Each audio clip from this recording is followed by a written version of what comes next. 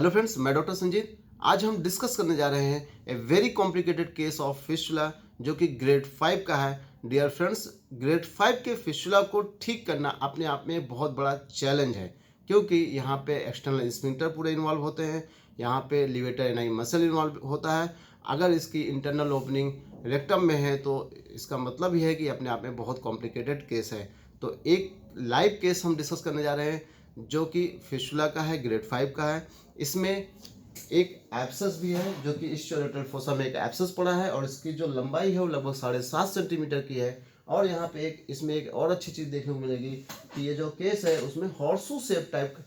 का एक और एब्सेस है। तो ये बहुत ही कॉम्प्लिकेटेड केस है और इसको अगर बहुत आसानी से अगर हमें ठीक करना है तो हमें क्या इसके लिए फॉलो करना चाहिए, यानी हमारा जो लाइन ऑफ ट्रीटमेंट है, हमारा जो अप्रोच है इस केस को ठीक करने का, वो क्या होना चाहिए। तो देखते हैं कि इस केस की अगर हम एमआरआई रिपोर्ट देखें तो इसमें क्या लिखा हुआ है।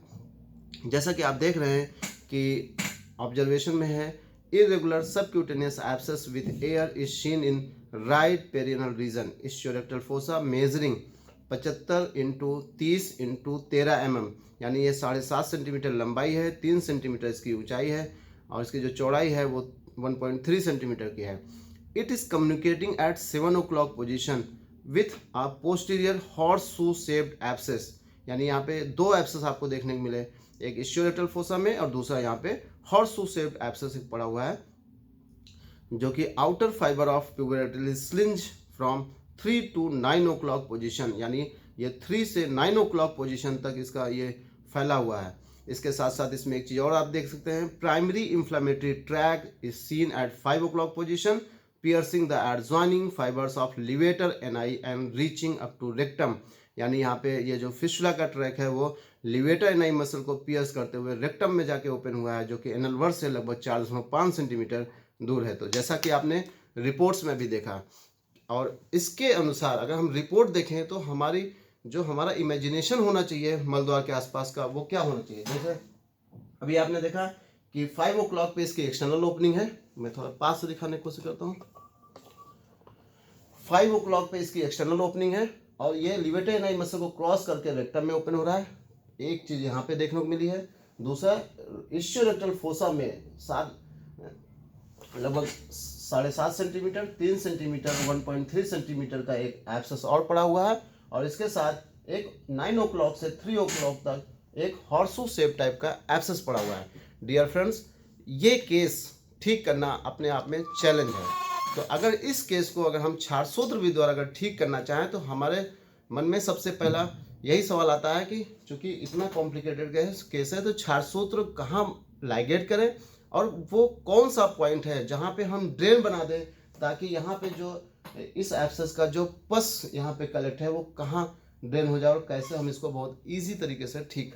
कर सकें। तो यहाँ पे सबसे पहला जो छारसूत्र लाइगेट करना चाहिए वो, चूंकि 5 o'clock से रेक्टम में 5 o'clock पे इसकी एक्सटर्नल ओपनिंग है और एक्सटर्नल ओपनिंग 5 o'clock पे और रेक्टम में जाके ओपन है, तो चूंकि जो सोर्स ऑफ इन्फेक्शन है वो कहाँ पे है, वो इंटरनल ओपनिंग से मिल रहा है, क्योंकि यहाँ पे जो फीकल मटेरियल स्टोर होता है वो लगातार इस ट्रैक में इंटर करता रहता है और हम जानते हैं कि हमारे मल में बहुत सारे पैथोजेनिक बैक्टीरिया होते हैं, या चूँकि जानते हैं बाहर के जो भी फॉरेन पार्टिकल होंगे जब भी ये ट्रैक में जाएगा वो कहीं ना कहीं पस का फॉर्मेशन करेगा। तो सबसे पहला हमारा जो अप्रोच होना चाहिए छारसूत्र लाइगेट करने का वो 5 o'clock पे जो एक्सटर्नल ओपनिंग है और इंटरनल ओपनिंग है वहाँ पे लाइगेट कर देना चाहिए। दूसरा, चूँकि यहाँ भी एब्सेस है और यहाँ भी एब्सेस है, तो चूँकि इस केस में सबसे नीचे अगर एब्सेस हमारी बॉडी में है तो हमें सबसे लोअर एंड पे वहाँ पे ड्रेन बनाना चाहिए। तो यहाँ पे एक छारसूत्र यहाँ से लाइगेट सबसे लोअर एंड पे यहाँ से ओपनिंग बनाकर और यहाँ पे ओपनिंग बनाकर एक छारसूत्र यहाँ लाइगेट कर देना चाहिए। चूँकि इस पिक्चर में आप जो देख रहे हैं, अगर इसका लाइव मैं आपको दिखाऊं तो आपको ये जो एक्सटर्नल ओपनिंग यहाँ पे दिख रही है आपको, ये आपको नहीं दिखेगा, क्योंकि इसके ऊपर